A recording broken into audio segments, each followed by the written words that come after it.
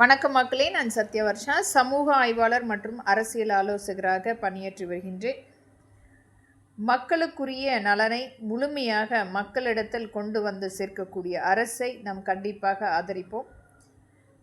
நம்மளுடைய திரைப்படம் சார்ந்த ஒரு கூலி வேலையிலிருந்து ஒரு தொழில்நுட்ப வல்லுநர் வரை மற்றும் அது சார்ந்த எண்ணற்ற இன்றைக்கு முதலீடாக அவர்களுடைய அனைத்து வகையான சொத்துக்களையுமே அடமானம் வைத்து அடுத்த கட்டத்துக்குரிய அந்த திரைப்படத்தை நகர்த்தி செல்லக்கூடிய அனைவருக்குமே என்னுடைய பதிவு. உங்களுடைய குறைகளை முன்கூட்டியே நாம் மாண்புமிகு முதலமைச்சரிடம் இது ஒரு வேண்டுகோளாக வலியுறுத்தி இருக்கின்றோம்.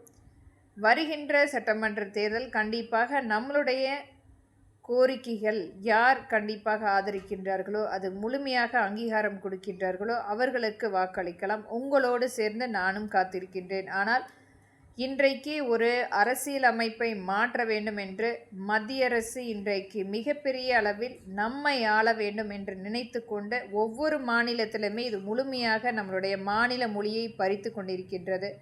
திரைப்படம் சார்ந்த நண்பர்களே, இது நம்மளுடைய மொழி மட்டுமல்ல, நம்மளுடைய இன மக்களுடைய மிகப்பெரிய நம்மளுடைய உரிமை பறித்து கொண்டிருக்கின்றார்கள். இன்றைக்கு தமிழ்நாட்டில் மட்டுமே 1.5 கோடி மக்கள் வட மாநிலத்து மக்கள் இடம்பெயர்ந்து வந்து வாழ்ந்து கொண்டிருக்கின்றார்கள். ஒரு சாதாரணமாக கிடைக்கக்கூடிய கூலி மக்களுடைய வாழ்வாதாரத்துக்குரிய வேலை வாய்ப்பை ஒரு எங்கேயோ இருந்து இடம்பெயர்ந்து வந்த இந்த வட மாநில மக்கள் ஒரு குறைந்தபட்ச சம்பளத்தில் ஒரு தற்காலிகமாக வேலை செய்து கொண்டு நம்மை இன்றைக்கு முழுமையாக ஒவ்வொரு இடத்திலுமே நம்மளுடைய உரிமைகளை பறித்து கொண்டிருக்கின்றார்கள்.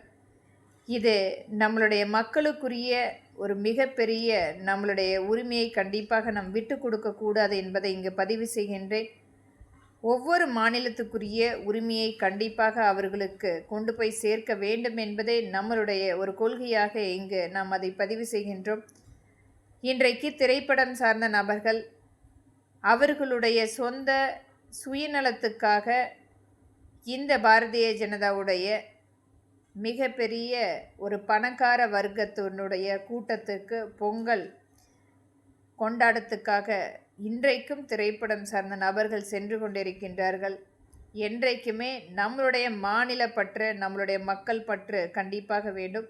இன்றைக்கு நீங்கள் வளர்ந்து இன்றைக்கு இந்த மிகப்பெரிய ஒரு சாம்ராஜ்யத்தை நீங்கள் அனுபவித்து கொண்டிருக்கும் காரணமே அந்த ஏழை எளிய மக்கள் வாங்கக்கூடிய ஒரு குறைந்தபட்ச அந்த 100 ரூபாய் 50 ரூபாய் டிக்கெட் விலை கொண்டு மட்டுமே நீங்கள் மிகப்பெரிய ஒரு சாம்ராஜ்யத்தை இன்றைக்கு ஒரு சொகுசான ஆடம்பரமான வாழ்க்கையை வாழ்ந்து கொண்டிருக்கின்றீர்கள்.